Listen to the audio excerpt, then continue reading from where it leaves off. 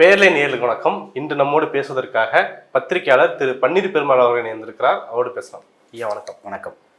நேற்று இளையராஜா அவர்களுக்கு நடந்த சம்பவத்தை பற்றி பார்த்துருப்போம். அதை ஒட்டி ஆலை நுழைவு அப்படிங்கிற விஷயம் விவாதத்துக்கு வந்திருக்கு அப்படின்னு சொல்லலாம். இப்போதான் சமீபத்தில் வைக்கம் போராட்டத்தோட 100ஆண்டு விழா முடிஞ்சிருக்குது. அதில் தமிழ்நாடு அரசு சார்பாக பங்கேற்றுக்கிட்டு விழாவை சிறப்பிச்சிருந்தாங்க. அதை தொடர்ந்து இந்த சம்பவத்தை ஒட்டி ரெண்டுத்தையும் கம்பேர் பண்ணி பேசுறதை பார்க்க முடியுது. 100 ஆண்டுகள் முன்னாடி நடந்த ஒரு போராட்டம், இப்போவுமே அந்த ஆலை நுழைவு போராட்டம், ஆலை நுழைவு விஷயங்கிறது ஒரு பேசுபொருளாக ஒரு தேவையானதாக இருக்கிற விஷயத்தை தான் நம்மளால் புரிஞ்சிக்க முடியுது. இது எப்படி நம்ம பார்க்கலாம்? அதாவது இந்த ஆலய நுழைவு அந்த போராட்டம் சம்பந்தமான விவாதங்கள் நடக்குது. அது நீண்ட காலமாக நடந்துக்கிட்டே இருக்குது. இப்போ கருவறையில் போகிற அளவுக்கான சட்ட திருத்தங்கள் கொண்டு வந்து இன்றைக்கி அனைத்து ஜாதியினரும் அர்ச்சகராக்கிற வரைக்கும் நம்ம வந்திருக்கிறோம். இந்த ஆலய நுழைவு சம்பந்தமான பேசுகிறப்ப தமிழ்நாடு முதல்வர் ஒன்று குறிப்பிட்றாங்க. முதல்ல தெருவுக்குள்ளே வரக்கூடாதுன்னு சொன்னாங்க, நம்ம தெருவுக்குள்ளே போனோம். கோவிலுக்குள்ளே வரக்கூடாதுன்னு சொன்னாங்க, நம்ம கோவிலுக்குள்ளே போனோம். இப்போ கருவறை வரைக்கும் வந்திருக்கிறோம் அப்படிங்கிறத, இதுக்கான போராட்டம் அப்படிங்கிறது திராவிட இயக்கத்துடைய போராட்டம் அப்படிங்கிறத கிளைம் பண்ணியே பேசுகிறாங்க. இப்போ இப்படி பேசுகிற இந்த காலகட்டத்தில் ஆலய நுழைவு தொடர்பான இந்த சத்தியாகிரகங்கள் பற்றியெல்லாம் பேசுகிற பொழுது அது திராவிட இயக்கத்தோட நீண்ட சம்மந்தப்பட்டது அப்படிங்கிறது சொல்லப்படும் போதெல்லாம் பலரும் அதற்கு பல விமர்சனங்களை முன்வைக்கிறாங்க. குறிப்பாக சங்கிகள், இந்த பிஜேபி, ஆர்எஸ்எஸ், சனாதன ஆதரவாளர்கள் என்ன சொல்கிறாங்க அப்படின்னா, இல்லை ஆலய நுழைவு போராட்டம் அப்படிங்கிறதே வைத்தியநாத ஐயர் தான் பண்ணார். முதல்ல மீனாட்சி அம்மன் கோயிலுக்கு அவர் தான் கூப்பிட்டு போனார். இதை நீங்கள் இவங்களுக்கெல்லாம் ஸ்டிக்கர் விட்டுறீங்க அப்படிங்கிற மாதிரிலாம் பேசுகிறாங்க. இப்போ நமக்கு என்ன கேள்வி வருது அப்படின்னா, இன்றைக்கி நேரடியாக இளையராஜா பாதிக்கப்பட்டிருக்கிறாரு. அவர் பாதிக்கப்பட்டாலும் அவர் இல்லை, நான் என்ன சுயமரியாதை விட்டு கொடுக்க மாட்டேன் அப்படின்லாம் அறிக்கை விடுறாரு. ஆனால் நடந்தது எல்லாருக்கும் தெரியும், காணொளிகளே வந்திருக்குது. இப்படி நடக்கக்கூடிய இந்த காலகட்டத்தில் இன்னைக்கு இளையராஜாவிற்கு நிகழ்த்தப்பட்ட அந்த அவமரியாதைக்கு எதிராக பேசக்கூடியவங்க, போராடுறவங்க, அவர் அனுமதிக்கணும் அப்படின்னு சொல்கிறவங்களாம் யார் அப்படின்னு பார்த்தா திராவிட இயக்க, பெரியார், அம்பேத்கர் இவங்களை பின்பற்றக்கூடியவங்களாக இருக்காங்க.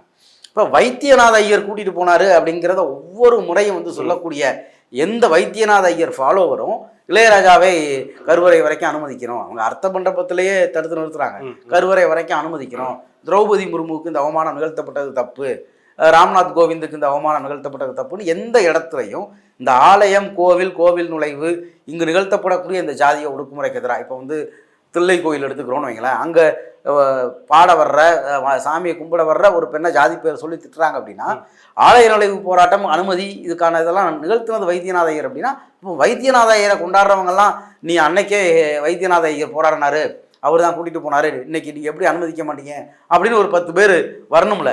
அப்படி இது வரைக்கும் நம்ம இப்படி நடக்கக்கூடிய எந்த சம்பவத்திலையும் வர்றதில்லை. இல்லை, அந்த முரண் அவங்களுக்கே தெரியுது இல்லை, கண் கூட வெளிப்படையாக பேசுகிறாங்க. ஆமாம், ஆனால் இது வர்றதில்லை. ஆனால் பெரியார் இயக்கங்கள் தான் இதெல்லாம் போராடுது. ஆனால் இவங்க சொல்கிறது மட்டும் இப்படி சொல்கிறாங்க. அடிப்படையில் இந்த வைத்தியநாத ஐயர் ஃபாலோவராக இருக்கக்கூடியவங்களாம் இருக்காங்கல்ல, தங்களை காமிச்சிக்கக்கூடிய இவங்க தான் ஆலய நுழைவுக்கு எதிரானவங்க, இவங்க தான் கோவில் நுழைவு, கருவறை நுழைவு எல்லாவற்றுக்கும் எதிரானவங்க. நீங்கள் எல்லாம் இந்த தொழிலுக்கு வரணும், வெளியே போனால் உங்கள் வீட்டு பெண்களெல்லாம் மாமின்னு கூப்பிடுவாங்க, பூசை வைக்கிறவங்கள தான் சாமின்னு கூப்பிடுவாங்க அப்படின்லாம் பேசுகிற ரங்கராஜ் பாண்டே இருக்கார்ல, அவருடைய ஊர் தான் ஸ்ரீவில்லிபுத்தூர். அங்கே தான் அது நிகழுது. இளையராஜாவை தடுத்தது தவறு அப்படின்னு அவர் பேசியிருக்கணும்ல. அவர் பேச மாட்டார். அவர் இளையராஜாவுக்கு அப்படி ஒன்று நிகழவே இல்லை அப்படிங்கிற மாதிரி ஒரு உருட்டுவார். இப்போ கோவில் மரபு அப்படிங்கிறது இது உன்னை பாதுகாக்கிறோம் அப்படின்னு ஒரு கதையை சொல்கிறாங்க. அப்போ இந்த மொத்த இடத்தையும் எடுத்து பார்க்குறப்ப பாதிக்கப்பட்டவர்கள் அதை உணரவில்லை என்றாலோ, இல்லை அவர்களுக்கு கிடைக்கக்கூடிய வேறு லாபங்களின் காரணமாக அதை மறுத்து பேசினாலும் அவர்களுக்காகவும் பேசக்கூடியவர்களா திராவிட இயக்கத்தை சேர்ந்தவங்க, இந்த பெரியாரை பின்பற்றக்கூடியவங்க தான் இன்னைக்கு இருக்கிறாங்க அப்படிங்கிறது அது 1924 அந்த வைக்கம் போராட்டத்திலிருந்தே முன்னாடி வருது. இப்போ இதே ஆலய நுழைவு தொடர்பான மசோதா இப்போ சட்டசபையில் வர்றப்ப, சென்னை மாகாண அரசில் வர்றப்ப வைத்தியநாத ஐயருடைய ஆதரவாளர்கள்லாம் என்ன சொன்னாங்க, அது தோற்கடிக்க தான் செஞ்சாங்க. ராஜாஜி கவர்மெண்ட்டில் தான் அது வருது, ஆனால் அது தோற்கடிக்கப்படுது. ஆனால் அன்னைக்கும் எதிர்க்கட்சியாக இருந்த திராவிட இயக்கத்தை சேர்ந்தவங்க தான் அதை ஆதரிக்கிறாங்க. அப்போ இப்படி பல வரலாற்று சம்பவங்களை மொத்தமாக நம்ம தொகுத்து பார்க்கும்போது நமக்கு தெளிவாக தெரியுது. இது இளையராஜாவுக்கு மட்டும் நிகழ்ந்தது கிடையாது. ஒவ்வொரு முறையும் இப்போ பெரியாரின் நெஞ்சில் தைத்த முள் அப்படின்னு சொல்லக்கூடிய இந்த கருவறை நுழைவு, அனைத்து ஜாதிகளும் அர்ச்சகராகிறதுக்கு இவ்வளவு நீண்ட சட்ட போராட்டம் நடத்தின பிறகும் அவங்க தடை போடுறாங்க. மீண்டும் மீண்டும் அதற்கான முறையீடுகளை நிகழ்த்துறாங்க. அப்போ இங்கே இவ்வளோ பெரிய போராட்டங்கள் நிகழ்த்தக்கூடிய கட்டாயம் ஏற்படுது.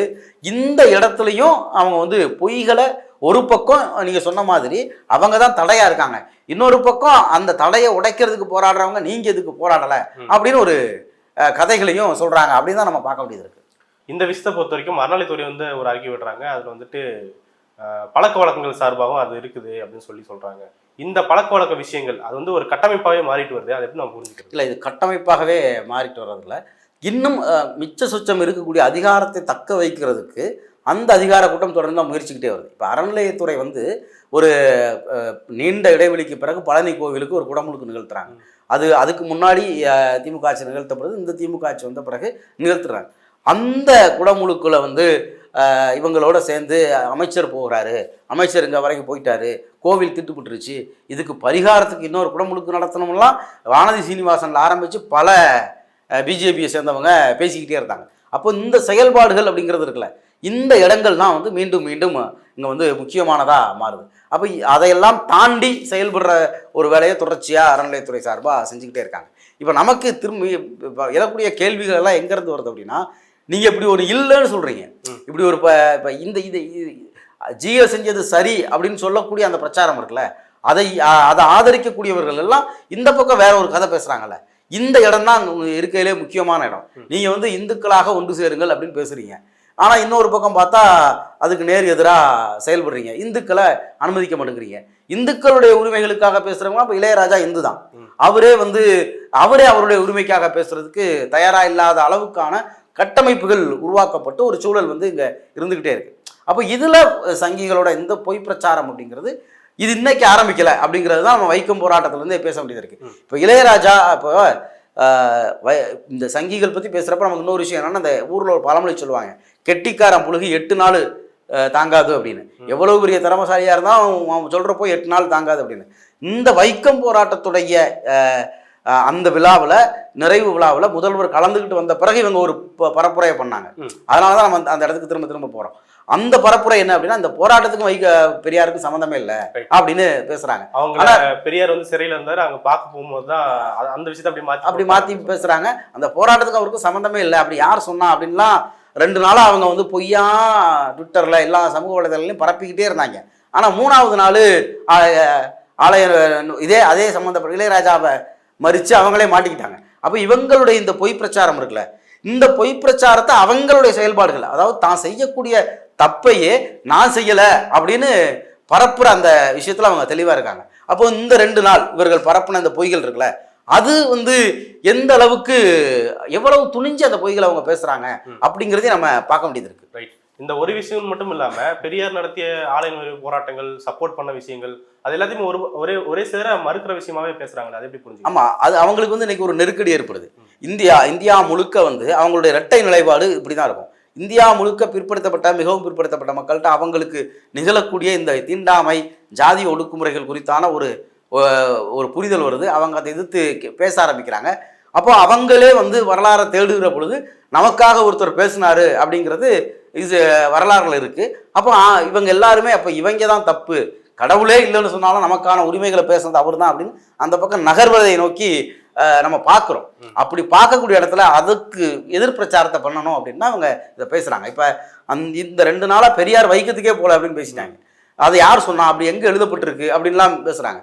அவர் வைக்கத்துக்கு போனார் அப்படிங்கிறது தீகா, குடியரசு இதெல்லாம் விட்டுருங்க, இதை தாண்டி சுதேசி மித்திரன்ல எழுதியிருக்கு, காந்தி எழுதியிருக்கிறாரு, வெள்ளக்காரங்க எழுதின குறிப்புகளில் எழுதுறாங்க.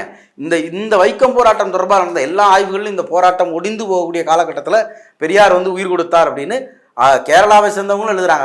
ரவீந்திரன் நினைக்கிறேன் மாதவன் தான் அந்த போராட்டத்தை எடுத்துட்டு போறாரு. அவர் எழுதின புத்தகங்கள்ல பெரியார் பத்தி எந்த வார்த்தை இல்லை. கேசவ மேனன் பெரியார் பத்தி எழுதுறாரு, காந்தி எழுதுறாரு, ராஜாஜி எழுதுறாரு. பெரியாருக்கு வைக்கம் வீரர் போராட்டத்தை தீகா காரங்களோ திமுக காரங்களோ கொடுக்கல, அது திருவிக்க கொடுத்தது. நவசக்தி இதெல்லாம் ஆதாரம் இருக்கு. வரதராஜ நாயுடு நடத்தின தமிழ்நாடு பத்திரிகைகள்ல ஆதாரம் இருக்கு. கோர்ட்டில் வந்து பெரியார் வந்து வைக்கத்துக்கு போகக்கூடாதுன்னு தடை போடுறாங்க. அந்த தடையை மீறி அவர் போறாரு. அவரை நீங்க கைது செய்யாம விட்டது தப்பு அப்படின்னு சொல்லி கோர்ட்டில் வந்து மாவட்ட நிர்வாகம் கூட கண்டிக்கப்பட்டிருக்கு. கிட்டத்தட்ட அந்த போராட்டம் ஒரு 604 நாள் நடந்த போராட்டம். அது ஆரம்பத்தில் கேரளா காங்கிரஸ் தான் ஆரம்பிக்குது. அவங்களெல்லாம் கைது செய்யப்பட்டு ஒடுக்குமுறைக்குள்ளாகக்கூடிய காலகட்டத்தில் இவங்க வந்து காந்திக்கு, ராஜாஜிக்கு எல்லாருக்கும் கடிதம் எழுதுறாங்க. அது ஒரு பிரதேச பிரச்சனை அப்படிங்கிற மாதிரி காந்தி பார்க்குறாரு. ராஜாஜி கிட்ட பொறுப்பை கொடுத்துட்டு தான் பெரியார் அங்கே போறார். பெரியார் அங்கே வந்து முதல்ல போகிறப்ப அவர் வைக்கம் கோட்டை மாவட்டத்துக்குள்ளே வைக்கத்துக்கு போகிறதுக்கு தடை போடுறாங்க, அடுத்து கோட்டை மாவட்டத்தில் போகிறதுக்கு தடை போடுறாங்க. அவர் பெரிய பிரச்சாரம் பண்ணுறாரு. இந்த பக்கம் கொல்லம் மாவட்டத்திலேருந்து திருவனந்தபுரம் வரைக்கும் பல இடங்களில் அவர் ஒட்டுமொத்தமாக அந்த திருவாங்கூர் சமஸ்தானத்துடைய மொத்த நிலப்பரப்புகளையும் பிரச்சாரம் பண்ணுறாரு. அவர் கைது செய்யப்படுறப்ப நாகம்மையார் போகிறாங்க. இவங்கெல்லாம் என்ன சொல்கிறாங்க, அவர் அங்கே ஒரு ஜெயிலில் இருந்தார், ஏதோ அந்த ஜெயில் பேர் கூட அவங்களுக்கு சொல்ல தெரில, அந்த ஜெயிலில் இருந்தார், அவரை பார்க்க நாகம்மையார் போனாங்க அப்படிங்கிறாங்க. நாகம்மையார் பல பெண்களோட பல முறை அந்த ஆலய நுழைவுக்கு முயற்சி பண்ணி தடுக்கப்பட்டு கைது செய்யப்பட்டது. இதுக்கான எல்லா ஆதாரங்களும் சுதேசி மித்திரன்ல இருக்கு, குடியரசு கிடையாது, சுதேசி மித்திரன்ல இருக்கு. அது கடிதங்கள் எழுதப்பட்டிருக்கு. அப்ப பெரிய இவங்கெல்லாம் பல முறை புகழக்கூடிய பத்திரிகைகள்லேயே இவங்களுக்கு வந்து ஆதாரங்கள் வந்து நிறைய இருக்கு. ஆனா ஒட்டு மொத்தமா எல்லா ஆதாரத்தையும் மறுக்கிறது இருக்குல்ல, அந்த வேலையை பார்க்குறாங்க. கேசவ மேனன் அவர் வந்து எழுதுறாரு, பெரியார் கைது செய்யப்படுறாரு, அவரை வந்து திருவனந்தபுரம் சிறைக்கு கொண்டு போகிறதுக்கு அவங்க தயாரா இல்லை. அதுக்கு பதிலாக அவரை, ஏன்னா அங்கே மற்ற சத்தியாகிரகிகள் இருக்காங்க, அவரை வந்து வேற ஒரு கோட்டை மாவட்டத்துக்குள்ளேயே கொண்டு போகணும் அப்படின்னு முயற்சி பண்ணுறாங்க. போட்டு வந்து புயல் மழை காரணமாக அங்கே போக முடியாமல் திருவனந்தபுரத்தை கொண்டு வர்றாங்க. அங்கே கேசவ மேனன், ஜார்ஜ் ஜோசப் இவங்கெல்லாம் அரசியல் கைதிகள் நடத்தப்படுறாங்க. ஆனால் பெரியாருக்கு மட்டும்தான் கை கால் விலங்குகள் இடப்பட்டு அவர் இந்த கொள்ளை குற்றங்களில் ஈடுபடக்கூடிய குற்றவாளிகளோட தலையில் தொப்பி வச்சு அந்த உடை கொடுத்து அவரை வந்து அங்கே நடத்துகிறாங்க. அது குறித்து நிர்வாகத்துக்கு வந்து கேசவ மேனனே கடிதம் எழுதுறாரு, அவர் அரசியல் கைதியாக நீங்கள் நடத்தணும் அப்படின்னு சிறையிலிருந்தே கடிதம் எழுதியிருக்காரு. அந்த போராட்டத்தில் ஒரு முக்கியமான ஆள், அவர் ஒரு காங்கிரஸ். இவங்க பேசுகிறப்ப மாதவன் நாயர், கேசவன் மேனன் சொல்கிற இவங்க யாரும் ஜார்ஜ் ஜோசப் பேரை மறந்து கூட சொல்ல மாட்டாங்க. அப்போ அந்த இடத்துலையே இவங்களுடைய குணம் என்ன அப்படிங்கிறது, இவங்களுடைய நோக்கம் என்ன, கேசவ மேனன் மாதவன் நாயர் சொல்கிற அந்த வாய் ஏன் ஜார்ஜ் ஜோசப்ங்கிற பேரை சொல்லவே மாட்டேங்குது, அதுவும் நமக்கு ஒரு முக்கியமான கேள்வியாக மாறுது. அப்போது இது எல்லாம் இவங்க எல்லாரோடைய இதுலேயும் இருக்கு. காந்திக்கு பெரியாருக்கு கடிதம் எழுதியிருக்கிறாரு, பெரியார் காந்திக்கு கடிதம் எழுதியிருக்கிறாரு, ராஜாஜி பெரியார் இந்த போராட்டத்தில் பங்கெடுத்தது குறித்து அவரே கூட புகழ்ந்துலாம் பேசியிருக்காரு. அப்போ ராஜாஜியிலிருந்து காந்தி வரைக்கும் போராட்டத்தில் ஈடுபட்ட எல்லாருமே அவரை பற்றி பேசியிருக்காங்க. ஆய்வுகள் எல்லாத்துலேயும் சொல்லப்பட்டிருக்கு. இந்த கிட்டத்தட்ட வந்து இந்தியா முழுக்க இருக்கக்கூடிய இந்த மாதிரி தீண்டாமைக்குள்ளாகக்கூடிய மக்களுடைய ஒரு மிகப்பெரிய தலைவராக அன்னைக்கு வந்து பெரியார் இருந்தார் அப்படிங்கிறத கேரளாவை சேர்ந்தவங்களே ஆய்வுகளில் எழுதுறாங்க. இதே மாதிரி இந்த போராட்டம் குறித்து எழுதக்கூடிய பல வெளிநாட்டு ஆய்வாளர்கள் சமீபத்தில் எழுதுறவங்க எல்லாருமே எழுதுறாங்க.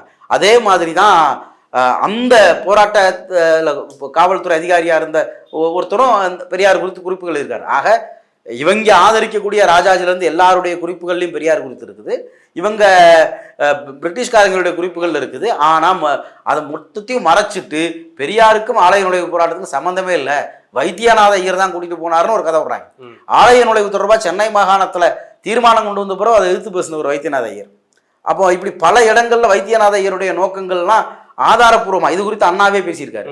அண்ணா வந்து வைத்தியநாத ஐயர் வந்து எப்படி வந்து அந்த ஆலய நுழைவு தீர்மானத்துக்கு சட்டசபையில பேசினார் அப்படிங்கிறது குறித்தெல்லாம் அவர் பேசியிருக்காரு. அப்போ இதெல்லாம் ஆதாரங்களும் இருக்கு, சட்டசபை குறிப்புகள் இருக்கு. இவ்வளத்தையும் மூடி மறைச்சிட்டு பெரியார் அங்கே போகவே இல்லைங்க, அவர் சுற்றி பார்க்க போனாருங்க, அவரை ஜெயிலில் வச்சிருந்தாருங்க, அவரை பார்க்கறதுக்கு நாகம்மை போனாருங்க அப்படின்லாம் சொல்றாங்க. அவர் ஒவ்வொரு முறை முதல் முறை கைது செய்யப்படுறாரு, விடுதலையானவொன்னு அவர் ஈரோட்டுக்கு போவாருன்னு எல்லாரும் நினைச்சாங்க. அவர் நேராக வைக்கத்துக்கு வந்தார். அப்புறம் வைக்கத்துக்கு வந்து ஒரு 20 நாள்களில் அவர் வந்து கைது செய்யப்படுறாரு. இப்படி மீண்டும் மீண்டும் கைது செய்யப்பட்டார். அவருடைய பிரச்சாரம் அப்படிங்கிறது ஏன் வந்து ஆலய நுழைவு போராட்டத்தில் பெரியாரின் பங்கு, அது வைக்கம் போராட்டத்தோட மட்டும் இல்லை, வைக்கம் போராட்டத்துடைய வெற்றி தான். அந்த அந்த அன்னைக்கு கிடைத்த வெற்றி முழுமையான வெற்றி இல்லை அப்படின்னு பெரியாருக்கு வருத்தம் இருந்துச்சு. ஏன்னா 3 தெருவில் மட்டும் போகிறதுக்கு அனுமதி அப்படிங்கிற மாதிரியான இதெல்லாம் இருந்ததுனால அவர் அதையும் முழுசாக ஏற்றுக்கல. ஆனால் அந்த வைக்கம் போராட்டத்துடைய தாக்கம் தான் சுசீந்திரம் சத்தியாகிரக போராட்டத்துக்கான முக்கியமான இதாக இருக்குது. அப்போ அது பக்கத்திலே இருக்கக்கூடிய சுசீந்திரம் அங்கே வருது. அப்போ இந்த இடங்கள் எல்லாத்தையும் இந்த ஆலய நுழைவு போராட்டத்தை தாங்கி பிடிச்சி வெற்றிகளை நோக்கி கொண்டு போனது பெரியார். அதனால தான் அது குறித்து எழுதக்கூடிய எல்லாரும் அதை வைக்கம் வீரர்னு அவரை தெரிவிக்க சொல்கிறாரு. மற்ற கேரளாவை சேர்ந்த ஆய்வாளர்கள்லாம் சொல்கிறாங்க அவர் வரல அப்படின்னா எங்கள் போராட்டம் நலிஞ்சு போயிருக்கும் அப்படின்னு ஜார்ஜ் ஜோசப்லேருந்து கேசவ மேனன்லேருந்து எல்லாருமே சொல்கிறாங்க. இது எல்லா தரவுகளையும் மறுத்துட்டு பேசுறது இருக்குல்ல, எங்கேயுமே இல்லைன்னு சொல்கிறாங்க, அவர் வந்ததுக்கான ஆதாரமே இல்லைங்கிறாங்க, அப்பட்டமாக போய் சொல்கிறாங்க. அந்த அந்த தைரியம் இருக்குல்ல, அதுதான் நேற்று இளையராஜாவும் சொல்கிறார், அவங்களோட சேர்ந்ததுனால எனக்கு அப்படி எதுவுமே நடக்கலை, எனக்கு அப்படி எதுவுமே நடக்கவும் முடியாது அப்படிங்கிறார். அப்போ இந்த 100 வருஷத்துல இவ்வளவு பெரிய போராட்டத்துக்கு பிறகு இவ்வளவு விஷயங்கள் நடந்த பிறகு ஒரே ஒரு சம்பவத்தை வச்சுக்கிட்டு அவங்க வைத்தியநாத ஐயர் அப்படிங்கிறாங்க. இவர் மாதிரி ஆட்களும் இளையராஜா மாதிரி ஆட்களும் இல்லை அப்படின்னு மறுக்கிறாங்க. ஆனால் இதையெல்லாம் தாண்டி நாம் வந்து இந்த போராட்டம் இது வந்து ஒரு ஒரு பெரிய ஜனத்திரளுக்கான பெரும் மக்கள் தொகைக்கான உரிமை போராட்டம்.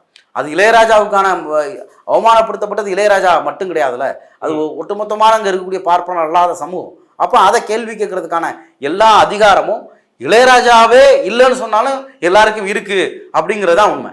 ரைட். இப்போ நீங்க குறிப்பிட்ட வைக்கம் ஆகட்டும் இல்லை சுசீந்திரம் ஆகட்டும், இது போன்ற பெரிய கோயில்களை புரிஞ்சிக்க முடியுது. அதை தவிர்த்து மற்ற போராட்டங்கள், இந்த வழிநடுக்க நடந்த மற்ற போராட்டங்கள் பற்றி சொல்ல முடியுமா? இல்லை, இப்போ இந்த ஆலய நுழைவு போராட்டத்துடைய மிக முக்கியமான ரோல் அப்படிங்கிறதே வைக்கம் தான் பெரிய ஸ்டார்ட். அதுக்கு அடுத்து ரொம்ப ஸ்ட்ராங்காக இருக்குது. இதே மாதிரி கமுதி, இப்படி பல இடங்களில் பல போராட்டங்கள் பலரும் நிகழ்த்தியிருக்காங்க. ஆனால் வைக்கம் குறித்தான அதுதான் 604 நாள் நடக்குது. இந்தியாவே அதில் அதிருது.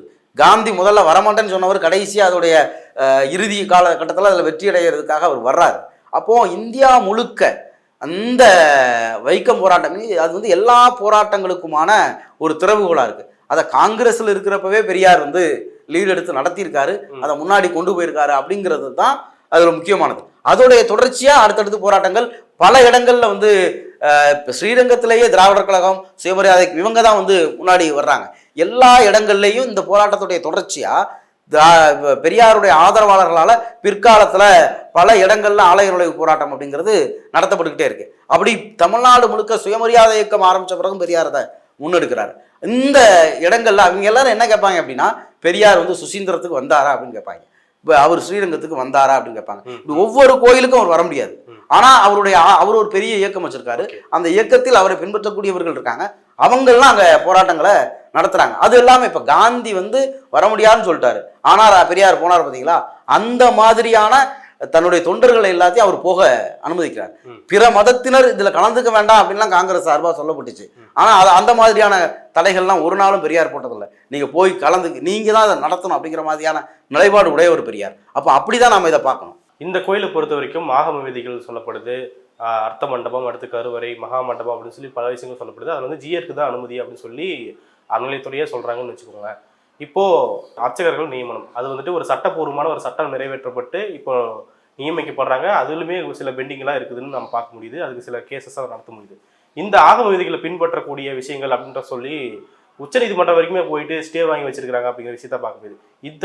இந்த விஷயத்தை நம்ம எப்படி எடுத்துக்கணும்? இல்லை, இப்போ தமிழ்நாடு போராட்டம் தேவைப்படுது. இல்லை, இப்போ தமிழ்நாடு அரசு இந்த ஆகமங்கள் சம்மந்தமாக ஆய்வு பண்ணுறதுக்காக நீதிபதி ராஜன் தலைமையில் ஒரு கமிட்டி போட்டாங்க. அந்த கமிட்டி ஒரு அறிக்கை கொடுக்குது. இந்த ஆகமங்கள் அப்படின்னு எடுத்து பார்த்தா இவங்க எல்லா இடத்துலையும் ஆகமங்கள் பின்பற்றப்பட்டிருக்காங்களா அப்படிங்கிறது நமக்கு ஒரு முக்கியமான கேள்வி. இப்போ ஆகமங்கள் பின்பற்றப்படுது அப்படின்னா, இப்போ ஆகமப்படி வந்து மனைவி இறந்த இவர் வந்து பூச வைக்கக்கூடாது, அதை இவங்க பின்பற்றுறாங்களா அப்படிங்கிறது முக்கியமான கேள்வி. முதல்ல பல்லு விளக்கக்கூடாது பூசை வைக்கிறவர், அவருக்கு சம்பளம் கொடுக்கக்கூடாது, அவர் வந்து பிச்சை எடுத்து தான் சாப்பிட்ணும். அப்போ இங்கே வந்து நாங்கள் தொண்டு செய்ய வருகிறோம், நம்ம ரங்கராஜ் பாண்டே சொல்கிறாங்க அவங்களெல்லாம் சாமின்னு சொல்லுவாங்கன்னு, அந்த சாமிகளெல்லாம் சம்பளம் வாங்காமல் வேலை செய்கிறாங்களா? நிர்மலா சீதாராமனே இங்கே வந்து என்ன சொன்னாங்க, சிறுவைகுண்டத்தில் நின்றுட்டு ஐயருக்கு சம்பளம் பத்தலை, பூசை வைக்கிறவருக்கு சம்பளம் பத்தலை, நீங்கள் எல்லாம் உண்டியலில் போடாதீங்கன்னு பேசுனதெல்லாம் நம்ம பார்த்தோம். அப்போது உங்களுக்கு சம்பளம் வாங்குற இடத்துல, நீங்கள் பல்லு விளக்குற இடத்துல, இப்படி பல இடங்களில் உங்களுக்கு ஆகமங்களில் மாற்றம் இருக்குது. இப்போ பல கோயில்களில் இவங்க வந்து நவகிரகம்லாம் கொண்டு வைக்கிறாங்க. இப்போ ஒரு சைவ கோவிலில் பல இடங்களில் வைணவ சிலைகள் வைக்கப்படுது. இப்போ தில்லை கோயிலே எடுத்துக்கிட்டோம்னா அது 2 கோயில், அது பெருமாள் கோயிலா சிவன் கோயிலா அப்படின்னு கேட்டாலும் சொல்ல முடியாது. ரெண்டுமே அங்கே இருக்குது. இப்படி பல கட்டடங்கள் மாற்றி கட்டப்படுது. இப்போ உள்ள பூசை வைக்கிறவங்களுக்கு ஃபேன் வைக்கிறாங்க, அது ஆகமப்படி வைக்கப்பட்டதா? இப்படி பல இடங்கள்ல இருக்கு. உங்களுக்கு தேவையான எல்லா இடங்கள்லையும் நீங்கள் ஆகமங்களை விட்டு கொடுத்துட்டீங்க. ஆனால் இந்த இடத்துக்குள்ள மட்டும் ஆகமம். இப்போ சிவாச்சாரியார்கள் பல இடங்களில் வைணவ கோயில்களில் பூசை வைக்கிறாங்க, ஸ்மார்த்த பார்ப்பனர்கள் பூசை வைக்கிறாங்க மயிலாப்பூரில். இதெல்லாம் அந்த நீதிமன்றத்துடைய முன்னாள் நீதிபதியுடைய அறிக்கையிலேயே சொல்லப்பட்டிருக்கு. பல இடங்கள்ல அவங்களுக்கு எந்த மந்திரமும் தெரியாமல் பூசை வைக்கிறாங்க. சமயபுரம் மாரியம்மன் கோயிலில் வந்து சிவாச்சாரியார்கள் வந்து பூசை வைக்கிறாங்க. இதெல்லாம் எந்த ஆகமத்தின்படி இவங்க வந்து பண்ணுறாங்க? எப்படி வந்து ஒரு சிவாச்சாரியார் எங்களுடைய உரிமை அப்படின்னு வழக்கு போடக்கூடிய சிவாச்சாரியார்கள் எப்படி மாரியம்மன் கோயிலில் பூசை வைக்கிறாங்க? எப்படி வந்து பல கும்பாபிஷேகங்களுக்கு வந்து உருவ வழிபாட்டின் மீது நம்பிக்கையே இல்லாத சங்கராச்சாரியாரை கூட்டிட்டு வராங்க? இப்படி பல கேள்விகள். அப்போ ஆகமங்கள் வந்து சங்கராச்சாரியார் வரும்போது அவர் வேதத்தை வழிபடுறவர், அவருக்கு வந்து இது கிடையாது. நான் வந்து ஸ்மார்த்த பிராமின்னு சொல்லக்கூடிய ஹெச்ராஜா இருக்கார்ல, அவர் எனக்கு குலதெய்வம் இருக்குங்கிறாரு. எப்படி அவருக்கு குலதெய்வம் இருக்குன்னு எனக்கு தெரியல. அவரு ஸ்மார்த்த பிராமின்னா உருவ வழிபாட்டின் மீது நம்பிக்கை இல்லாமல் வேதத்தை வழிபடுறவங்க, உனக்கு எப்படி குலதெய்வம் வந்துச்சு அப்படிங்கிற கேள்விதான் நமக்கு வருது. அப்போ மக்களை ஏமாத்துறாங்க. நான் வந்து பீகார்காரன் கிடையாது. எனக்கு இங்கே இப்போ தமிழ்நாட்டில் இருக்கிற எல்லா பிற்படுத்தப்பட்ட மிகவும் பிற்படுத்தப்பட்ட பட்டியல் பிரிவு மக்களுக்கும் குலதெய்வம் இருக்குது. நானும் இந்த ஊர் தான், எனக்கு இங்கே ஒரு குலதெய்வம் இருக்குது அப்படின்னு சொல்லியாச்சுன்னா மக்களை ஏமாற்றிக்கலாம். நான் வந்து உருவ வழிபாட்டின் மீது நம்பிக்கை இல்லாமல் வேதத்தை வழிபடக்கூடிய ஸ்மார்த்த பிராமண சமூகத்தை சேர்ந்தவன், அதனால் எனக்கு கோயில்களுக்கெல்லாம் நான் வரமாட்டேன் அப்படின்னு தானே அவர் சொல்லணும். ஆனால் இந்த இடத்துல அடிப்படையில் ஒரு ஸ்மார்த்த பிராமணனுக்கு இருக்கக்கூடிய அறத்தை எல்லாத்தையும் விட்டுட்டு அவர் வந்து குலதெய்வம் இருக்குன்னே பேசுகிறார். இந்த மாதிரி இவர்களுக்கு தேவையான மாதிரி இவர்கள் கோவில்களை ஆக்கிரமித்திருக்கிறதுக்கும் சொத்துக்களை அனுபவிக்கிறதுக்கும் ஒரு இடமா தான் இவங்க இந்த கோயில்கள் எல்லாம் வச்சுக்கிட்டு இருக்காங்க. இருக்கிற 2 ஆகமத்திலுமே ஜீயர்ன்ற பேரே இல்லைன்றாங்களே. ஆமாம், ஜீயர் அப்படிங்கிறது வந்து ஒரு இப்போ நம்ம ஆதீன மாதிரி தான். இப்போ எப்படி சைவ மடங்களுக்கு ஆதீனங்கள் இருக்காங்களோ அதே மாதிரி வைணவ மடங்களுக்கு ஜீயர். அப்போ ஆதீனத்திலேயாவது 4 இருக்காங்க. எல்லா ஜீயருமே வந்து பார்ப்பனர்களாக தான் இருப்பாங்க. அப்போ இந்த இடங்கள்லாம் தான் நம்ம கேள்வி ஆகுது. ஆதீனம் குறித்தான உரையாடல் இவங்கெல்லாம் நிர்வாகத்தை பார்க்கக்கூடியவங்க. இவங்க பூஜை வைக்கிறவங்க கிடையாது. ஆனால் அவங்களுக்கு வந்து அதிகாரம் வந்து கொடுக்கப்படுது. இந்த இடங்கள் அவர்களுடைய அதிகாரத்தை தக்க வைக்கிறதுக்கு எல்லா விதிகளையும் மீறுவாங்க. ஆனால் இவங்களுக்கு மட்டும் வந்து நம்மளுடைய உரிமைகளை கேட்குறோம், எங்களை சமமாக நடத்துங்க அப்படின்னு கேட்டால் இல்லை, பழக்க வழக்கம் அப்படிம்பாங்க. பழக்க வழக்கம்ங்கிறீங்களா? எங்கள் ஊர்லாம் வந்து சுடலமாடசாமி கோயில் வந்து கும்பாபிஷேகம் நடத்துகிறாங்க, பார்ப்பனர்கள் வந்து நடத்துகிறாங்க. எப்படி எந்த ஆகமத்தில் சுடலமாடசாமிக்கு உங்களுக்கு வந்து மந்திரங்கள் எழுதப்பட்டிருந்துச்சு? நீங்கள் எப்படி வந்து வெள்ளிக்கிழமை மதியானம் வந்து நைட்டு அங்கே கடா வெட்ட போகிறோம், நீங்கள் எப்படி வந்து அங்கே வந்து பூஜை வைக்கிறீங்க? நாள் ராத்திரி நாங்கள் கவுச்சி சமைச்சிருக்கோம், எப்படி வந்து பூஜை வைக்கிறீங்க? இந்த கேள்வியெல்லாம் இருக்குது. அப்போ உங்களுக்கு பணம் வருது அப்படின்னா அதில் வந்து வரக்கூடிய பூஜை கும்பாபிஷேகம் பண்ண வைக்க போகிறவருக்கு வருமானம் வரப்போகுது, அதனால் போடு, உனக்கு காசு வருதா, விதியாவது ஒன்றும் கிடையாது அப்படின்ட்டு வந்துடுறாங்க. நம்ம உரிமை, சமத்துவம் எல்லோரும் ஒன்றாக நடத்துங்கள் அப்படின்னு கேட்டால் அதுக்கு பழக்க வழக்கங்கள் அப்படிங்கிற இடத்த கொண்டு வராங்க. அதுதான் இங்கேயும் நடக்குது. அதான் இந்த பழக்க வழக்கங்கள் அப்படிங்கிற விஷயத்தை தான் சட்டப்பூர்வமாகவே அங்கே வந்து நிறுவனத்துக்கு பார்க்குறாங்க. பழக்க வழக்கங்கள் அப்படிங்கிறத நீதிமன்றங்களே சொல்லுது. அதுதான் நீதிமன்றம் சொல்லுதும் போது நம்ம அரசு ரீதியா வந்து தலையீடு பண்ணணும், இது வந்து எதிர்க்கணும் அப்படின்னு சொல்லும்போது அதுல வந்து எந்த வகையான போராட்டம் தேவைப்படுது? அது மீண்டும் சட்ட போராட்டம் தான் நடத்த இருக்கு. சட்ட போராட்டம் நடத்துறதுல அவங்களே தான் இப்போ நீதிபதிகளே என்ன பேசுறாங்க நம்ம பார்க்குறோம். நீதிபதிகள் விஹெச்பி ஏபிவிபி கூட்டங்களில் பேசுறதையும் நம்ம பார்க்குறோம். அப்போ இந்த இடத்துல இப்போ கடந்த ஆட்சியில் ஜெயலலிதா அம்மையார் ஆட்சியில் தான் தில்லை கோயில் உரிமைக்கு அவங்க சுப்ரீம் கோர்ட்டில் கேஸுக்கே லாயர்ஸ் போகலை, அப்படிலாம் கைவிடுறாங்க. அதுக்கு பிறகுதான் அது வந்து தமிழ்நாடு அரசுட்டு இருந்து மீண்டும் தில்லை அவங்க தீட்சிதர்கள் கைக்குள்ள போகுது. அப்போ இவ்வளவு விஷயங்கள் இருக்கு. அப்போ நாம வந்து ஒரு சாதாரணமான விஷயத்துக்கு ஒரு நீண்ட போராட்டம் நிகழ்த்த வேண்டியது இருக்கு. ஆனால் அவங்க வந்து அவங்களுக்கு இருக்கக்கூடிய அதிகார வர்க்கத்தின் வழியாக இதை நடத்துறாங்க.